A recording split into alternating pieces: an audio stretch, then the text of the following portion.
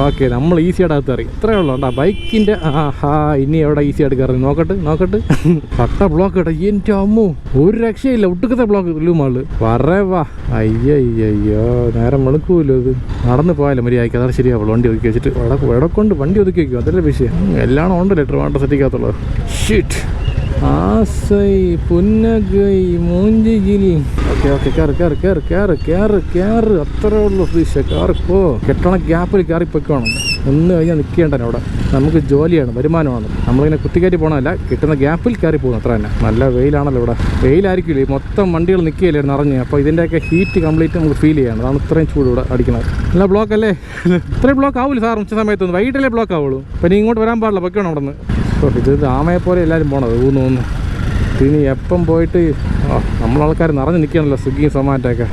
എങ്ങനെയൊക്കെ ഇടയിൽ കയറി വന്ന്. എൻ്റെ നമ്മളിപ്പോൾ ആൾക്കാർ സെപ്പറേറ്റ് വഴി വെക്കണമായിരുന്നു. ഇത് എല്ലാവരും കൂടെ ഒന്നിച്ച് വരുമ്പോഴേ നമ്മളെ സമയമല്ലേ പോണത്. ഒന്ന് വെയിറ്റ് ചെയ്യണം, ജോലി വരുമാനമാണ്. Thank you. കണ്ട, ഇങ്ങോട്ടൊന്നും വലിയ ബ്ലോക്കില്ല. ഇവിടെ നമുക്കുള്ള പാർക്കിംഗ് ആണ്. ഇതേപോലെ നമുക്കുള്ള വഴി സെപ്പറേറ്റ് ആക്കണം. ഓക്കെ, ഇവിടെ കൊണ്ട് പാർക്ക് ചെയ്യാം.